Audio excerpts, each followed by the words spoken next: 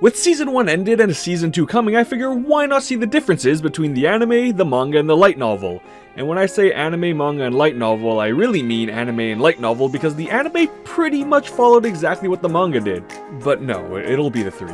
Quick story breakdown. A guy gets isekai'd into a sword and he can function on his own and is kinda superpowered, but after getting himself very stuck, he gets a wielder, a 12-year-old cat girl slave, which is honestly a win for him. He helps her in her adventures to evolve, which is something beastmen of that world can do, but black cats can't seem to evolve, but that's a future them problem. Level grind first. So goes the story of Catgirl and Sword Dad. In terms of content covered, it made it through the first 1.5 volumes or so. Considering it's ongoing at 14 volumes, that's a lot of content there, especially since they skimmed through the first half of volume 1, which I wouldn't say is even necessarily a bad thing.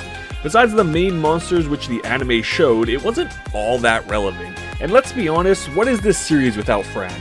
In general, the light novel is more detailed and violent, like how it says, quote, stabbing the scumbag's face dead center and piercing right through his skull, his brain splattered across the ground. We get other instances of this, like episode 4 where the novel said Fran's entire body was covered in blood and dirt, there wasn't a clean spot on her, and blooded entrails soaked the earth, it looked like a scene straight from hell.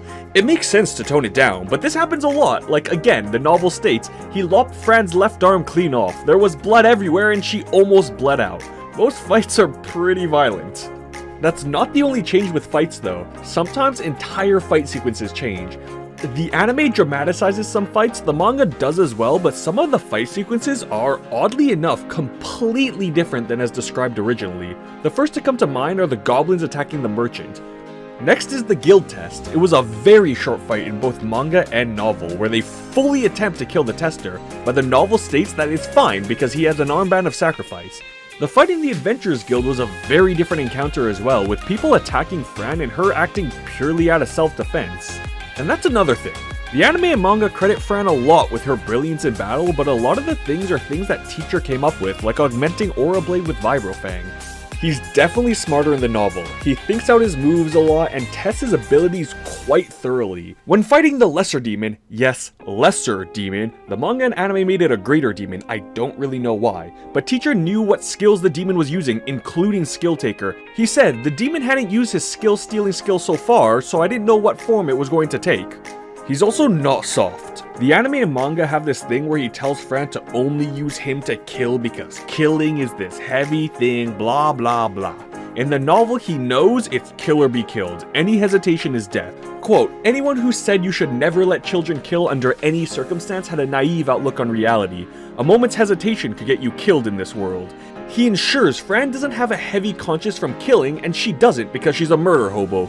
Literally says, I could sense no remorse from her. Combine must be kicking in too. Getting more specific now, there are other small changes. First off, who the hell is this fluffball? The entire purpose of his existence is to be racist. You know, that's kind of relatable actually, but he wasn't in anything else. The anime also showed the Sabretooth General Store, which had far less presence in the manga.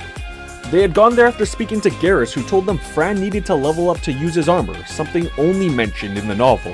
What the anime didn't show, thank God, was some fan service when underwear shopping. Guess you could call it Fran service. Also, for some reason in the novel, the underwear store also sold them toiletries, which I find a bit unusual. They did make up for the Fran service later though in the bath. In the novel, Teacher doesn't go to the bath with Fran, he instead experiments with necromancy in the hotel room, though the added cooking scene from the anime was a plus. Later, they go through the dungeon, which was more or less the same. They did visit Garrus before this, and both the anime and novel talk about Teacher's sheath, which can split open so he can fly out. Only reason I bring this up is because I thought it was funny that the manga adaptation had a design for this sheath, but just forgot to put it in, which was noted in one of the manga's special volumes. One interesting change to the dungeon though is that oddly enough, the boss room was originally a lush room. It reads, what awaited us beyond the door was a well-furnished room which looked nothing like the cave we'd been spelunking in. Next we jump to the blue cat fight. This was completely different. The encounter originally happened in the day in a forest and was extremely short. The blue cat gets slaughtered as Teacher and Fran test whether they can use dimensional storage to steal his armor. In the anime, this was a really emotional and traumatic moment, and it does add a bit to the story. We do, however, see a difference in the blue cat's skill power perception. whereas the anime it shows an exact level. It actually works more like a sense that you're a higher level than the opponent, and that doesn't actually mean too much in battle. Another character who's rather different is Amanda. She's really professional and collected in the novel, none of this mama stuff and no following Fran around. So when they duel, it was really just a fight between two battle-crazed psychos rather than having a bet on the line. Not saying that's a good or bad thing though, she definitely acts more caring in the anime and manga. That's not to say she doesn't care, she still takes the time to explain skills and compound skills and all that. Only difference here is that Fran wants any compound skill. With fire being their strongest element and wind being their second strongest, electricity was coincidentally the one they were closest to. It's a lucky coincidence for them though, with high importance in the future, but that's for another video. Moving on, the spider dungeon. Not gonna lie, they weaved up the spider real good. The novel described the trickster spider as a big fuzzy purple spider, but all I see is waifu material. The fight with the spider was also a bit different, but we get some nice exposition while Fran's fighting. As we also know, Teacher summoned Jet at this time, but he didn't actually give himself away to Amanda doing that. She felt the connection of the wolf to the sword and thought it was an enchanted sword with a summon in it, which actually isn't all that uncommon in that world, and we do see one in the future. He does give himself away though, plunging through the hidden path screaming like an idiot. Obviously all's well that ends well and they return home where Amanda and Fran fought again, but this time with Jet in the mix. Obviously Amanda won this.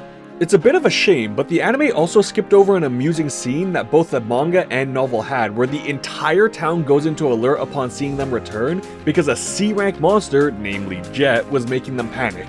In the end, we get to see some new armor, which is designed slightly differently from the novel, and a new adventure. I wish Jet got his weapons too. Not some Sith sword, that'd be sick, but Garrus does make him some retractable claws.